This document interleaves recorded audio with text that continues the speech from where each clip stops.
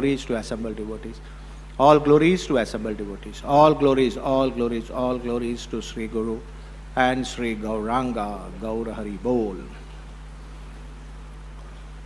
Om Namo Bhagavate Vasudevaya.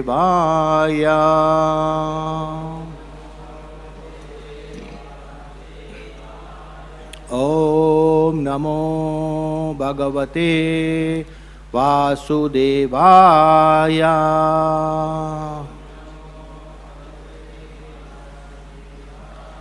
Om Namo Bhagavate Vasudevaya.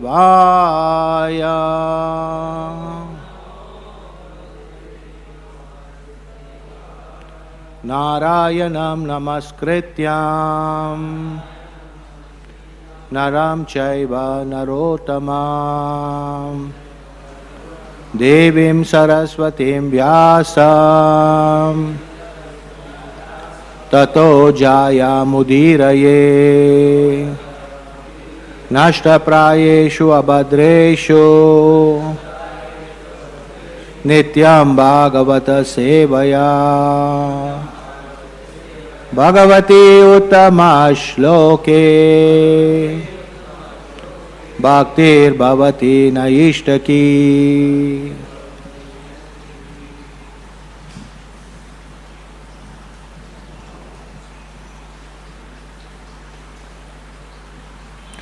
So we're reading today from the 11th canto, chapter 2, text 49, chapter entitled Maharaj Nimi Meets the 9 Yogendras. So we're doing the third part of the purport today. So let's read the text. Let's read the verse, sorry. Dehendriya prana manodiyam yo Janmapyayakshut bhayaktar shakrichre Samsara dharme ravimuyamanaha Smritya harer bhagavata pradanaha Dehendriya prana manodiyam yo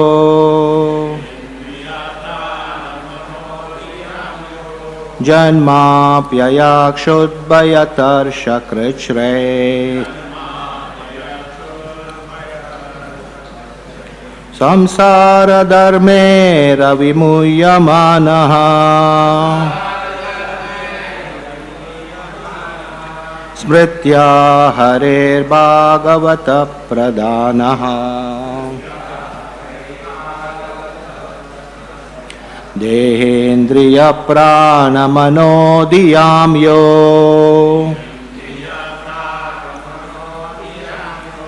Janmapyayakshut bhayaktar shakrichre Samsara dharme ravimuyamanaha Smritya harer bhagavata pradanaha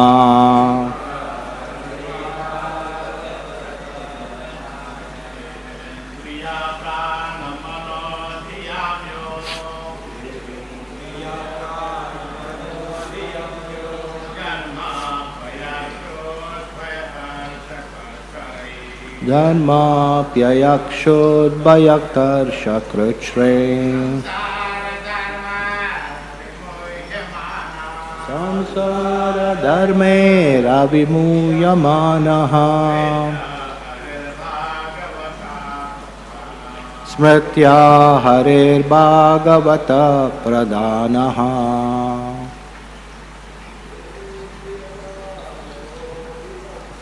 Dehendriya prana manodiyam yo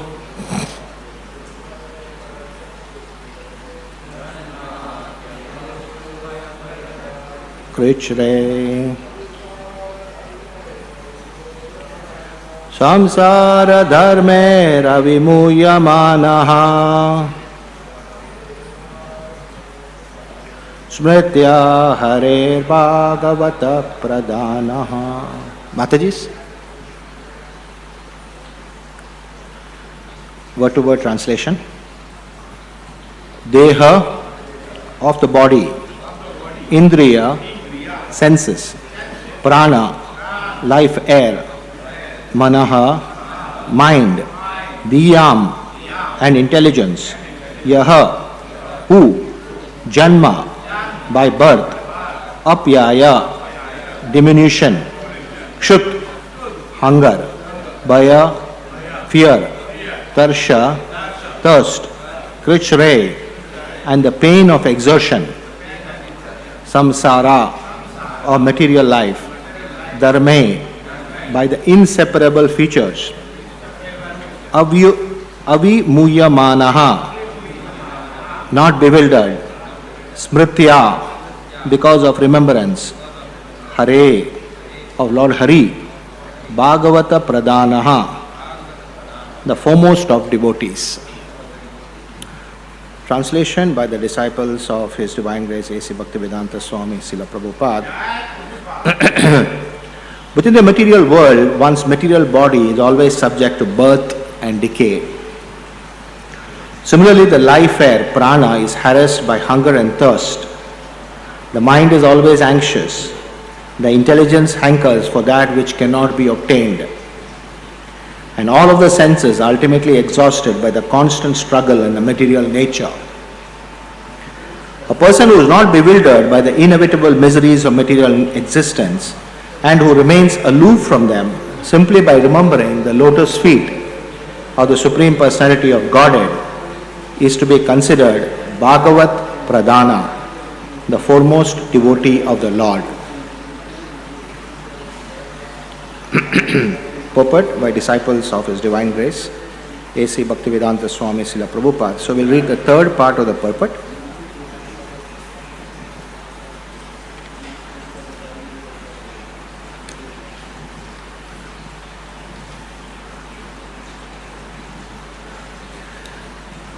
The demons are self-proclaimed enemies of the Supreme Lord, and they mock His kingdom. Thus they are described by Srila Madhavacharya as Ado Gatehe, or those who have purchased their tickets to the darkest regions of hell. On the other hand, if one is undisturbed by the miseries of material life, he is on the same spiritual level as the Supreme Personality of Godhead. As stated in Bhagavad Gita 2.15, Yam hiya vyataitante purusham purushar sabha samadukka sukam dhiram somartyatvaya kalpate. O best among men, Arjuna, the person who is not disturbed by the happiness and distress and is steady in both is certainly eligible for liberation. One can come to this transcendental stage only by the mercy of the Supreme Personality of Godhead. In the words of Sri Madhavacharya, Sampurna Nu Grahad Vishnu. Srila Bhaktisiddhanta Saraswati Thakur has described the process by which one becomes an Uttama Adhikari.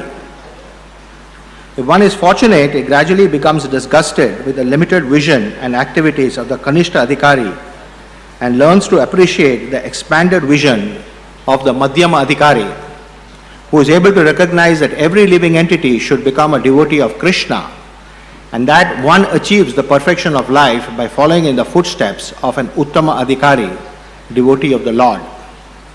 As one's devotional service gradually intensifies and one repeatedly bathes in the dust of the lotus feet of a pure devotee, the harassment of birth, death, hunger, thirst, fear, and so on gradually cease disturbing the mind. As stated in Bhakti Rasamrita Sindhu 1.2.114, Alabdeva vinasteva bhakshar chadana sadhane aviklava matir bhutva harim eva diyasmaret.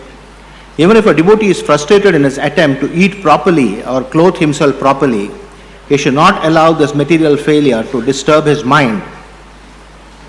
Rather, he should use his intelligence to remember his master, Lord Sri Krishna, and thus remain undisturbed. As one becomes mature in this process of remembering Krishna in all circumstances, he is awarded the title Mahabhagavat. So the Bhakti Siddhanta gives the example that just as a child's ball may be fastened to the end of the rope so that it cannot bounce away, a devotee who surrenders to Krishna becomes tied to the rope of Vedic injunctions and is never lost in worldly affairs. In this connection, Srila Bhakti Siddhanta Saraswati Thakur has quoted from the Rig Veda 1.156.3 as follows: Om Asya Janato Nama Chid Vibhaktan Mahaste Vishnu Sumatim Bhajamahe Om Tat Sat. O Vishnu, your name is completely transcendental. Thus it is self-manifest. Indeed, even without properly understanding the glories of chanting your holy name, if we vibrate your name with at least a small understanding of its glories, that is, if we simply repeat the syllables of your holy name, gradually we shall understand it. The supreme entity indicated by the pranava Om is Sat, or self-revealing. Therefore, even if one is disturbed by fear or envy, the transcendental form of the Supreme Personality of Godhead will become manifest to one who continues to chant the Lord's holy name. Further evidence is given in Srimad Bhagavatam 6.2.14. Sanketyam parihasyam va stobam helanam eva va vaikunta nama grahanam asheshagaharam viduhu. One who chants the holy name of the Lord is immediately freed from the reactions of unlimited sins, even if he chants indirectly to indicate something else, jokingly, for musical entertainment, or even neglectfully. This is accepted by all the learned scholars of the scriptures.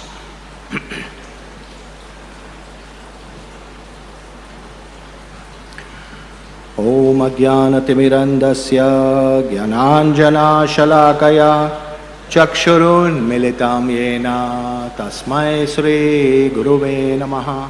Sri Chaitanya Manobhishtam Stapitam Yena Bhutale Swayam Rupa Kadamayam Tadanti Swapadantikam Vandeham Sri Guru Sri Uta Padakamalam Sri Gurum Vaishnavamscha Sri Rupam Sagrajatam Sagana Raghunathanvitam Tam Sajivam Sadvaitam Savadutam Parijana Sahitam Krishna Chaitanya Devam Sri Radha Krishna Padam Sagana Lalitam Sri Vishakhanvitamscha He Krishna Karuna Sindhu Dinabandhu Jagatpate Gopesha Gopika Kanta Radha Kanta Namostute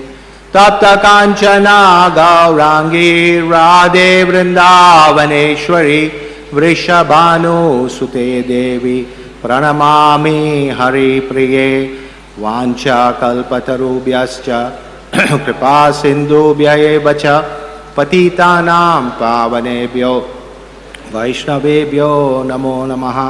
Jai Sri Krishna Chaitanya Prabhu Nityananda Sri Advaita Gadadhar Srivasadi Gaura Bhakta Vrinda.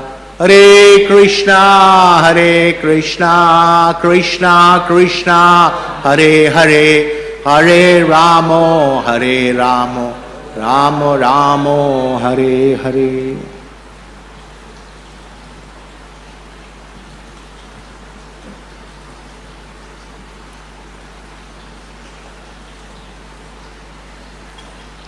Hare Krishna.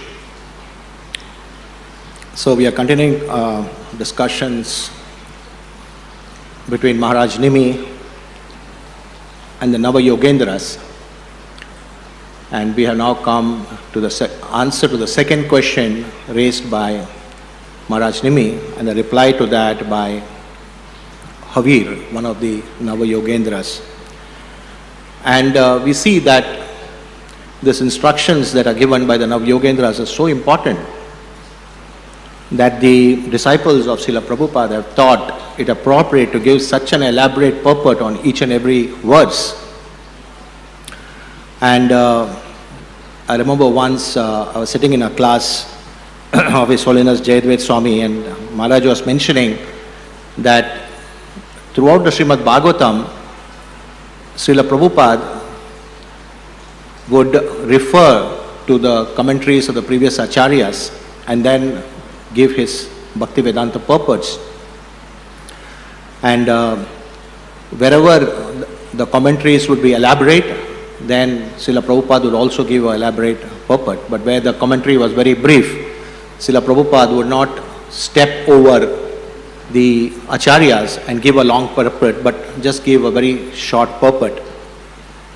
So we can understand that the disciples of Srila Prabhupada, following in the footsteps of Srila Prabhupada, have gone through the commentaries of the previous acharyas and then extracted the essence from the scriptures and then given such an elaborate purport. And it is really interesting to see how Srila Prabhupada, even towards the final days of his pastimes here in this world, as he was translating the Brahma Vimohan Leela, even there we see that Srila Prabhupada would give such elaborate purports. And what is most interesting is that actually Srila Prabhupada was in the final stages of his pastimes here in this world. And of course he's an acharya, and whatever he says is absolutely the supreme truth. So he could have, if he so desired, given very short purports and then moved on to complete as much of the Srimad Bhagavatam as possible. But then Srila Prabhupada did not do that. He actually went through all the commentaries and then extracted the essence, and even though the purports were very lengthy, as we see in the Brahma Vimohan Leela, Srila Prabhupada took it upon himself to write all this, or to give all this long purports. So this Navayogendras, so we see are very special personalities. And this Navayogendras are actually the sons of Maharaj Rishabdev, who himself had 100 sons. And out of those 100 sons, it's described that 9 of the sons became Kshatriyas, and they were given the kingdom of the entire kingdom that Rishabdev ruled over. He divided into 9 different parts and gave it to each one of them. And Navayogendras became Mahabhagavats, Paramahamsa devotees. And the remaining 81 actually went on to study the scriptures in great detail, and then they went on to conduct a lot of fruitive activities and so on, and they became great brahmanas. So each and every one of the 100 sons of Maharaj Rishabdev were engaged as per their propensity and as per their inclination. And it's really interesting because if you see from the pastime of Maharaj Rishabdev himself, he was the son of King Nabi and Meru Devi, and it's described in the Srimad Bhagavatam very elaborately that King Nabi, when he got Rishabdev as a son, and he was seeing how, because Rishabdev was an expansion of the Supreme Personality of Godhead, so he came already with so many of those qualities of the Supreme Personality. And Maharaj Nabi was actually very, very happy to see how Rishabdev was so much loved by all the subjects of the kingdom that Maharaj Nabi was ruling over. And at some point of time, when he found that Rishabdev had really settled down and he was ready to be taking over the throne, at that time Maharaj Nabi and Meru Devi just renounced everything, went to the forest, and then achieved the topmost perfection of their lives. And Maharaj Nabi actually happened to be the son of Maharaj Agnitra, who in turn was the son of Maharaj Priyavrat. So we see that the Navayogendras actually come from a very, very exalted lineage of great Paramhamsa devotees of the Lord, right? And what is really interesting to see is that at the beginning of the pastime itself, Maharaj Parikshit is asking this question to Sukadeva Goswami, that how is it that Maharaj Parikshit, who was such a great devotee, actually got attached to family members who is a cause of bondage in this material world. So how is it that such a thing happened? Please explain to me. And who is asking this question? He is none other than Maharaj Parikshit, who himself was a great king and who himself was carrying out his responsibilities as a king, and he was married in the Grahastha ashram. So he understood fully well what are the entanglements of the Grahastha ashram, right? And he was not able to comprehend how Maharaj Priyavrat, such a great exalted soul who was actually in the Gandhamadana mountains, and he was actually, doing tapasya as per the instructions of his spiritual master Narad Muni. He actually came down and took on this position of being the king. And then Sukadeva Goswami, answering the question of Maharaj Parikshit, says that yes, what you're saying is right. Priyavrat Maharaj was not an ordinary person. He was a very, very exalted soul. And because he had taken shelter of the lotus feet of his spiritual master Narad Muni, he was actually given full empowerment. He was actually able to perform his duties in perfect consciousness. And at the point of time when Swayambhu Manu saw that there was nobody to carry on the duties of a king, at that time he approaches Maharaj Priyavrat and requests him to be the king. And then Maharaj Priyavrat, very humbly tells his father that, because he understands that the order of his father could not be rejected, but still very humbly he puts forward that I'm very much afraid that if I take on these responsibilities, then what would happen to my spiritual life? And it's very interesting to see here that actually Swayambhu Manu does not respond to that particular remark of Maharaj Priyavrat. He just keeps quiet. And Sukadeva Goswami continues to narrate to Maharaj Parikshit, saying how Brahmaji actually comes and explains to Priyavrat Maharaj about how it is important for him to perform his duty. So we see over here that right from the ancient times, how it is that a son, even though his father may be giving him an instruction contrary to what he was actually having inclination for, the son was extremely respectful towards his father, right? And he did not reject whatever his father was saying. He accepted whatever his father was saying, but just put forward his own viewpoint, saying that, I feel that I might be just getting myself attached. And Swayambhu Manu, of course, he himself was a great devotee of the Lord, and he was the emperor of the whole universe. And he was married. He had a wife, Shatarupa. He had Devahuti as his daughter. And in one sense, Swayambhu Manu, although he was such an exalted devotee of the Lord, we see from the pastimes of Karna Muni and Devahuti that he was also quite attached to his daughter. So when he brings his daughter and hands her over to Kardama Muni, as per the instructions of the Supreme Personality of Godhead,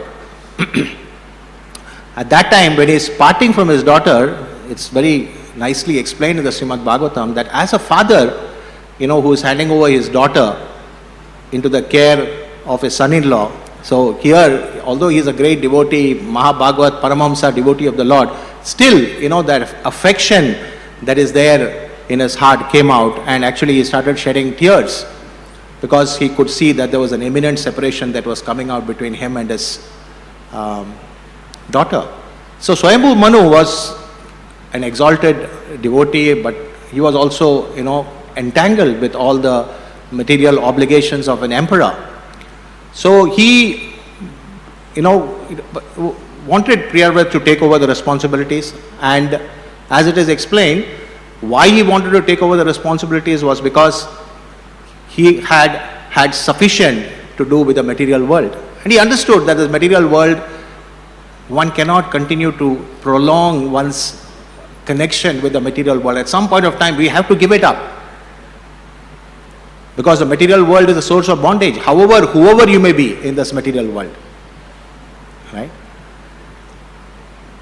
So we will come to that particular point a little while later. But what I wanted to impress upon is how Priyavrat took on the instructions of his father and wanted to fulfill it, but then he expressed to his father in a very affectionate way that I don't think it is appropriate for me to be taking on these responsibilities.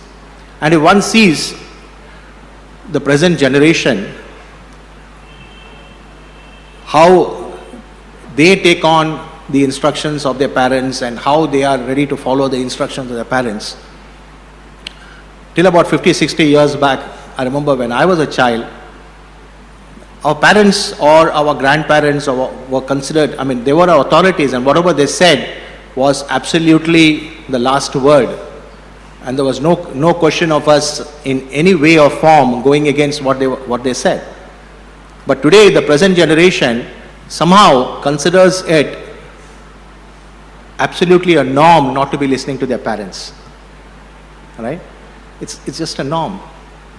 And they feel that why should we listen to the parents? And that too, not when they reach an age where they are self-sufficient. One finds that they are doing this even when they are at a very young age, when they are like 13 and 14. Right?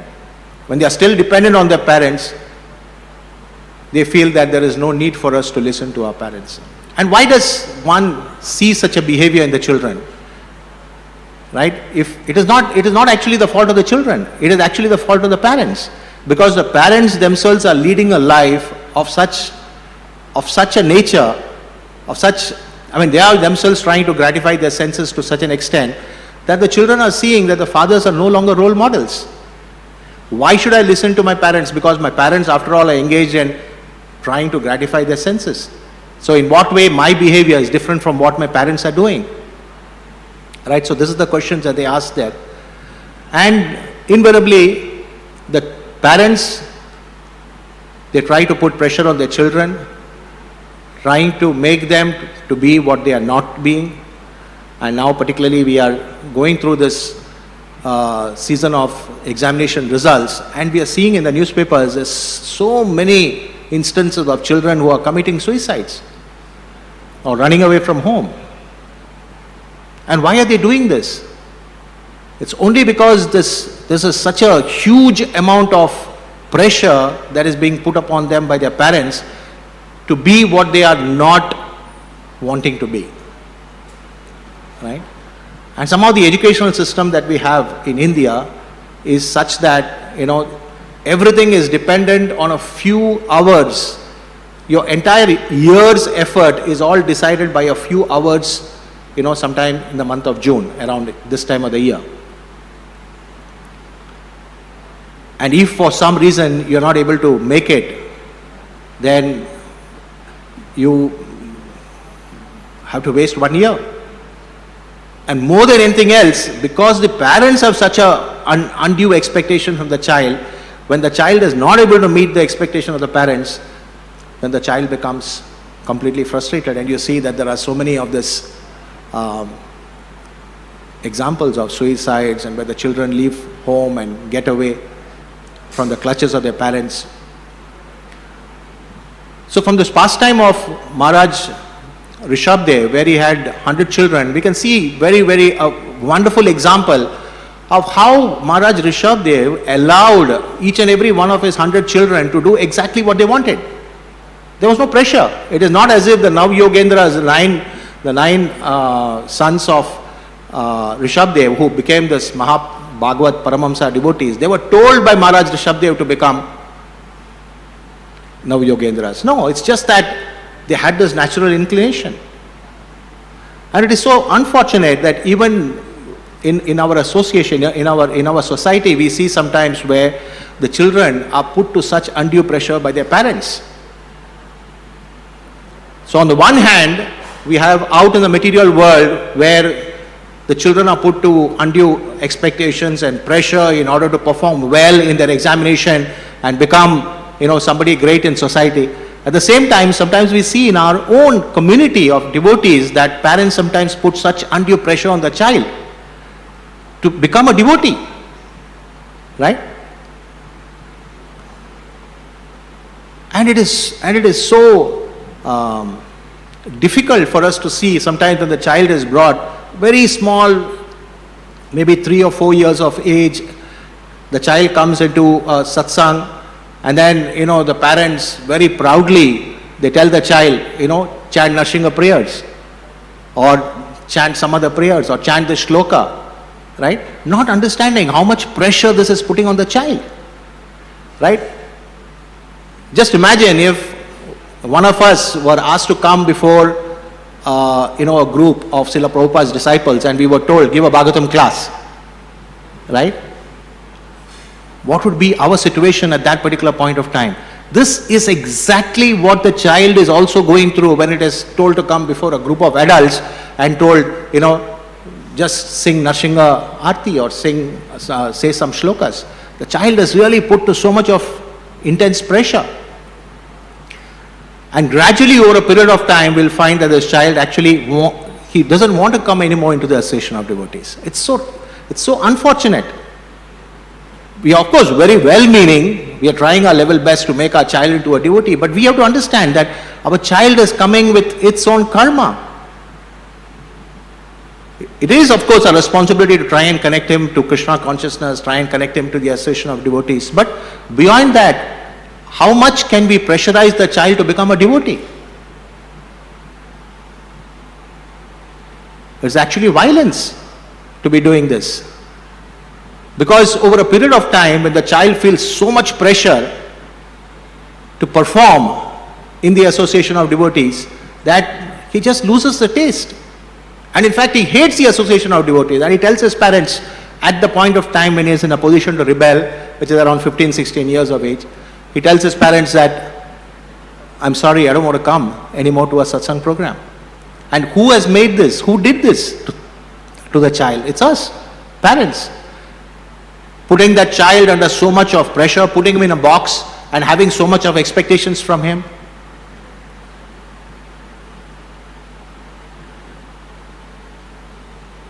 So if you see from the lives of all these great devotees of the Lord, we can see that they brought up their children in a way that they gave complete freedom to the child to decide what that child wanted to be. Even Maharaj Priyavrat, he had actually 10 sons. Out of which 7 sons, he gave them the kingdoms that he himself created.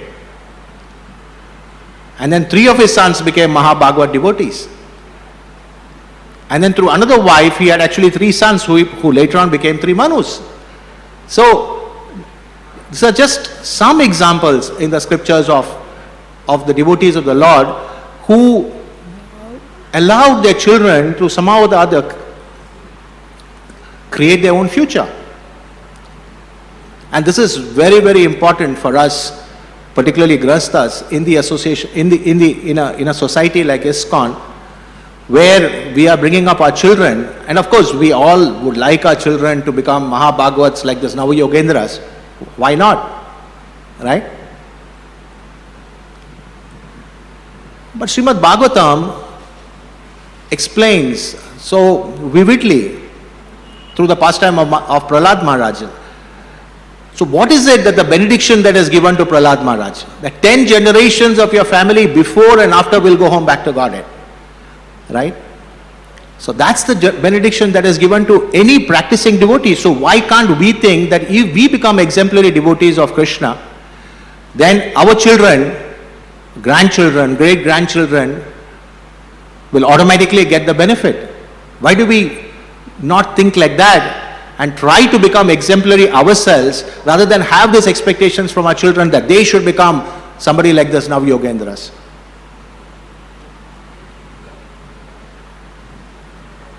And our society has been unfortunately replete with so many such examples where immature understanding of the philosophy, immature understanding of the application of the philosophy has resulted in so many children who are actually who could potentially have the opportunity to practice Krishna consciousness have actually left the movement.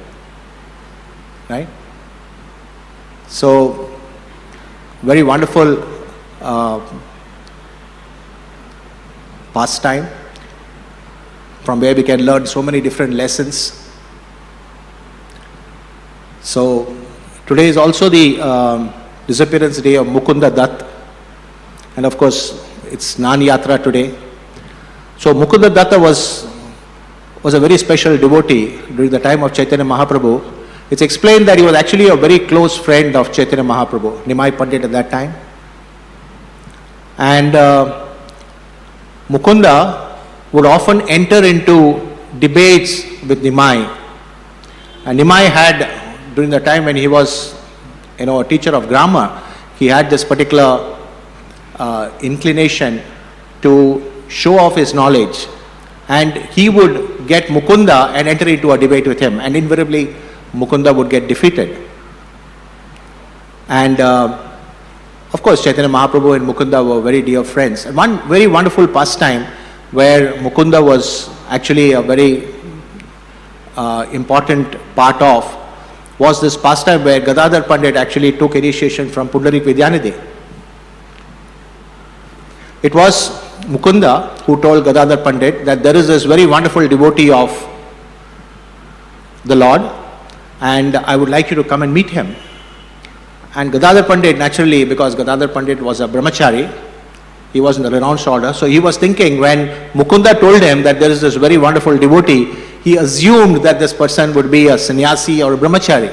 So he accompanied Mukunda, and as they were approaching the house of Pundarik Vidyanidhi, Gadadhar Pandit started seeing how opulent the house of Pundarik Vidyanidhi was, and all sorts of doubts started coming in his mind.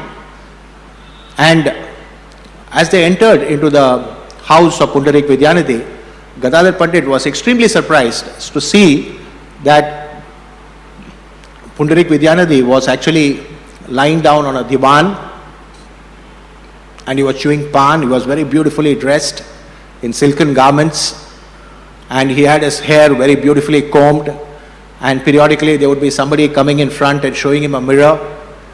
And so for all external reasons,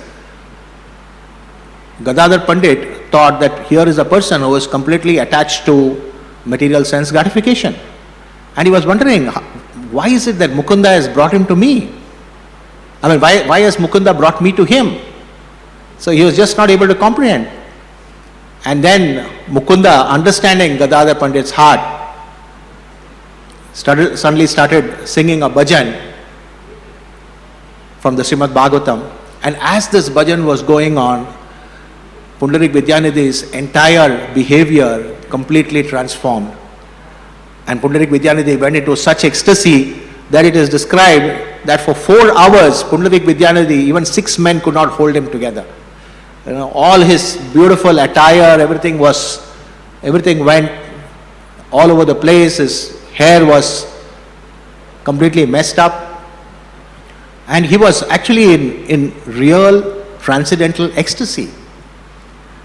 And that was the time when Gadadhar Pandit realized, yes, that here is a person who is actually a pure devotee of Krishna. And Gadadhar Pandit was so much filled with remorse that later on he took initiation from Pundarik Vidyanidhi. And there's one more pastime of Mukunda during the time when Chaitanya Mahaprabhu was narrating, was giving audience to the devotees during that 21 hours Satprahar Leela. At that time, all the devotees were in the association of Chaitanya Mahaprabhu, but Mukunda, Chaitanya Mahaprabhu said, I don't want to see this person Mukunda. So the devotees were bewildered because they knew that Mukunda was actually very dear to the Lord. So some of the devotees went outside and told Mukunda, Chaitanya Mahaprabhu, the Lord does not want to meet you. So Mukunda said, please ask the Lord when he would be ready to meet me. And then when the devotees went and asked the Lord said that I'm ready to meet him after 10 million births. You go and tell him that I'm ready to meet him only after 10 million births. So the moment Mukunda heard that the Lord is ready to meet him after 10 million births, he started actually jumping in ecstasy. And then when Chaitanya Mahaprabhu came to know about it, he realized the qualities of Mukunda, and then he approached him and then gave him his association. So Mukunda was a very wonderful devotee of Chaitanya Mahaprabhu. And then today, of course, is Snani Yatra. Today is a day where Lord Jagannath actually has his bath. And there's a very beautiful pastime in this connection where one of our devotees actually was very skeptical. And it's described that after the bath that is given to the Lord with a lot of water, the Lord actually develops fever. Right? And then for the next couple of weeks, he actually goes into seclusion to recover from his fever, and there's a lot of medicines and a lot of herbs that are given to the Lord at that time. And one of our devotees actually was quite skeptical. He was thinking to himself, oh, is it really true that the Lord gets fever? So he wanted to actually, and he was a doctor by profession, so he actually wanted to see, so he went over there and, he approached a panda and told the panda that I don't think that the Lord has fever. I'm a doctor, I'm a physician, so, if the Lord has fever, then the Lord's forehead must be hot, because that is the normal, way in which the fever manifests. So this panda was actually very angry with this devotee, and he said, how dare you doubt that the Lord is having fever? But anyway, since you say that you're a physician, I will take you to the Lord, and you can touch the forehead of the Lord and see for yourself. And then this person actually went and touched the forehead of the Lord, and lo and behold, the forehead was actually hot. So today is the day where the Lord actually goes into seclusion, and then of course it's a whole month of festivals, and then we have the Rath Yatra, and then we have the Ulta Rath Yatra. So it's a very auspicious month for the Gaudiya Vaishnavas, all of us for whom Lord Jagannath is a manifestation of that particular form of the Supreme Personality of Godhead that resides in Jagannath Puri. So for us, this month is extremely auspicious and holy, and a lot of our devotees go to Jagannath Puri for the Rath Yatra also from here. So every day we would be having this beautiful narration which was sung by ISKCON Krishna Prabhu today. It began the beautiful bhajan that we sang today, and every day in the morning we would be having it for the next couple of weeks. Hare Krishna. Does anybody have any questions or comments? ISKCON Krishna Prabhu? Yes.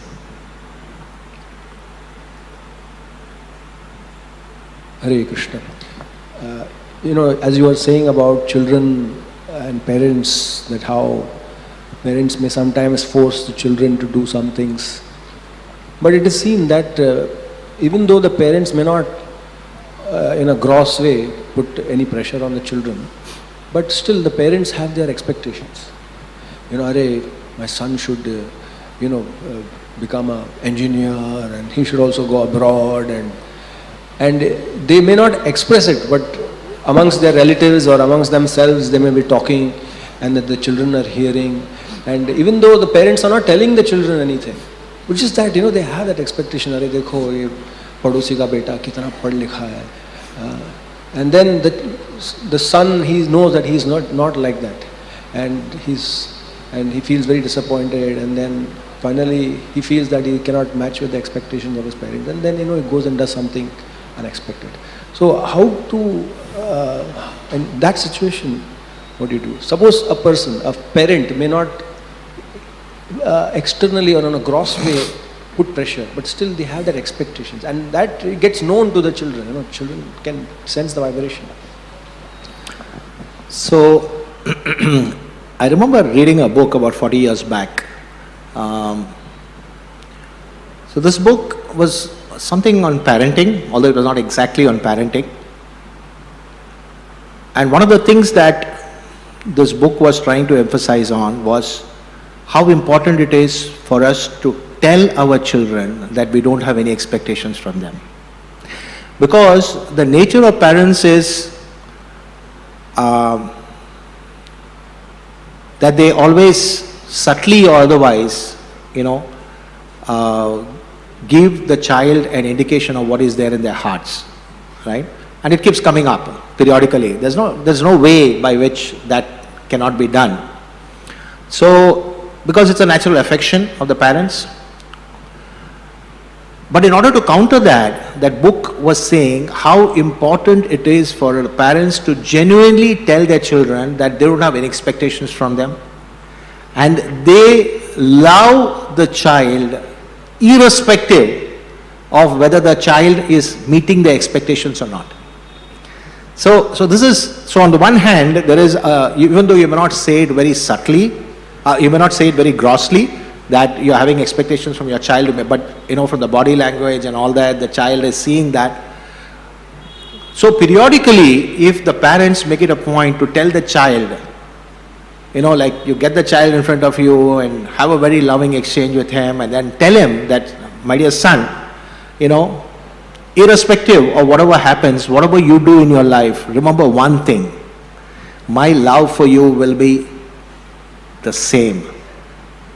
And if you say it with all feeling, all genuinity in your heart, for sure, the child will understand 100%, right? And then, you will see how the child actually develops in his own personal life. And I think, I read this book very accidentally 40 years back when I was not yet a parent. But what that book told me, and it told me, it also gave another very important lesson that all parents must do. And that is to hug the child, right? Hugging, not just children, even why is it God brothers and God sisters hug each other, right? Because it is an expression of love. It's an expression of affection. And it is a physical expression of affection which we very rarely do, thinking that it is actually a show of weakness, but it's not. So this particular book was giving me these two lessons. One is you tell the child that you have no expectations from him or her. And second is make it a point to hug that child at least once a day. Alright? So, and a child is always a child, right? Even though he might be 30 years of age, he might be 40 years of age, right? He's still your child. So if we follow these two principles, right, in our own lives with regard to our children, right, for sure our relationship with our child will remain intact, irrespective of what subtle expectations we may give to the child. Still the relationship will remain intact, and more than anything else, the child will rise up to the level of its abilities, right? And of course, it's foolishness or gross illusion to think that if a child has got the capacity of a Maruti car, right, by putting a Mercedes engine in it, it's going to drive at 200 miles an hour, right? It will fall apart. A Maruti car is meant to be driven at 60 miles an hour, but just by giving it all sorts of external inputs, sending him to coaching classes and sending him to, making, to this college, to the best college in the country, and, the most expensive college, is in no way actually going to increase the capacity of the child beyond a particular limit, right? So this is also very important for the parents to understand, what is the capacity of my child? Yes. Another aspect of the question is, how much authority does the parents have in deciding the wife of the son? Like, for example, if the son falls in love, say maybe with a girl out of the community, maybe even a Catholic or say maybe a Muslim, he wants to get married to a girl. So how much authority do the parents have in telling him, no, you should not? Or can the son make his own decision? In today's present day and age, I would say that seeing how marriages are failing left, right and center, if a boy and a girl are willing to take the responsibility for their marriage, full responsibility, right? And if they are ready to commit themselves to this marriage for the rest of their lives, I would say that it's actually, you should just give them your full blessings. Because where the parents have interfered in the lives of their children to get them married, it is not necessary that all those marriages have been very successful, right? Of course, it's not also very necessary that all marriages where the children have selected their own spouse has also been successful, right? But the difference is that when the children are deciding to get married, they are taking full responsibility for their marriage, right? And at the end of the day, they are grown-up adults and they have full faculties to take the decision. So we just allow them and give them full blessings, right? So that's my understanding of today's scenario with regard to marriages, because gone are the days where the parents were living with the children and provided a support system to the children, where in the event that the boy and the girl had some differences, the parents would step in and try to resolve that for them, right? Today it's all a nuclear family. The parents are living separately, the children are living separately. So where is that support system?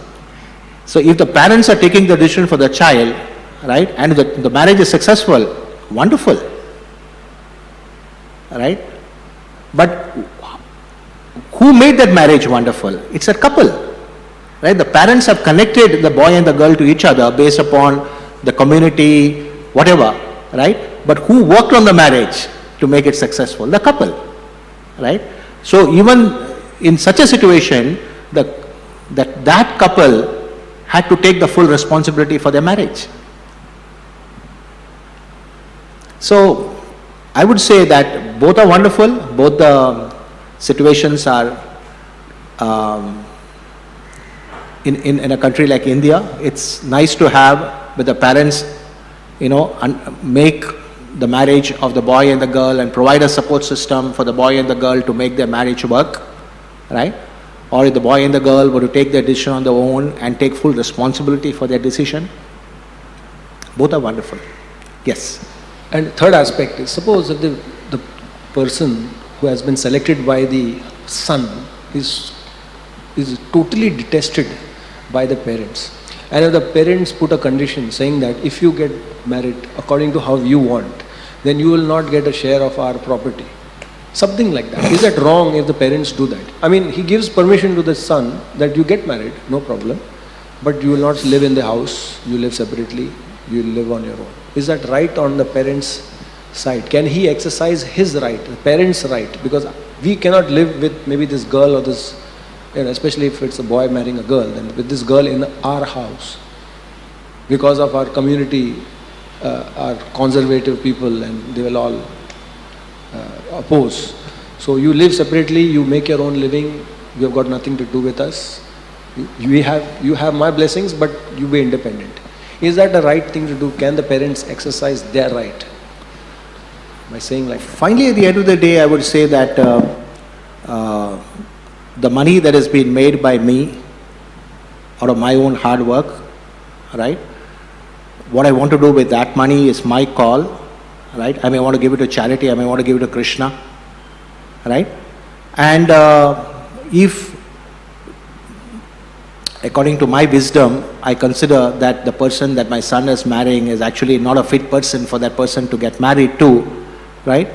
And it's very likely that my son could just say, okay, Dad, to hell with your money, to hell with you, I'm getting married to this girl, right? Because I love her and I'm taking full responsibility for the marriage, right? And we have seen so many situations like that happen and where the marriages are extremely successful. So there's no hard and fast rule, right? But for sure, if a person has earned his money and, whatever he wants to do with his money is his call. He may want to give it to his son, he may want to give it to Krishna, he may want to give it to some other charity, right? There's nothing. The Hindu Succession Act, actually, it's very interesting. The Hindu Succession Act says very clearly that in the lifetime of a person, the children do not have any claim to that person's wealth, right? And he can do with it whatever he wants, which means that, suppose, I'm a very wealthy person and I have my sons and I'm squandering my wealth, right? My son cannot go to the court saying that this man is squandering his wealth, which eventually would be coming to me. The Hindu Succession Act says that the son has got no right to the property of the father so far as the father is alive, which means the father could just squander all his wealth and his son couldn't do anything about it. So the law also recognizes that. So,